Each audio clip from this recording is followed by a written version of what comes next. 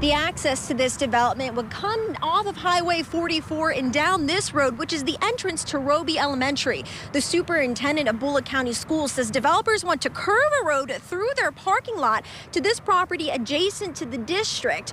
But right now, as the plan stands, the district is saying no. We've not been given any information that makes us feel any better about allowing that to happen here. Bullock County Superintendent Dr. Jesse Bacon says before he would let developers build a road on district property leading to a Wawa, Chick-fil-A, Texas Roadhouse, and Bubba's 33, his main concern is safety for students. We're really concerned with the increase in levels of traffic that would cause and the additional burdens to Highway 44 that would exist as a result of all of those things going in one centralized location. Developers could put a traffic signal where the road to Roby meets 44, but Bacon isn't sure it would help or happen. We've not been guaranteed that a stoplight would be there to begin with, and that's a conversation that we've had with KYTC. Shepherdsville Mayor Jose Cabero is hopeful they can all work together to figure it out.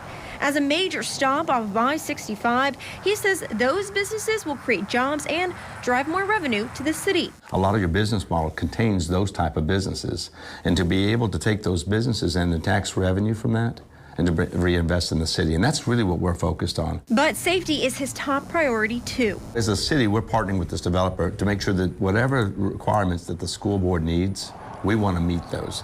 We have great partners in the school board. We've got a great developer who wants to really make big things happen in Shepherdsville, so we think it's going to be a good thing. And Bacon says it may not be a no forever. We'd love to see those restaurants and community partners here with us. We just think there's a better location out there that might suit the needs for everybody. In Shepherdsville, Madison Elliott, WLKY News.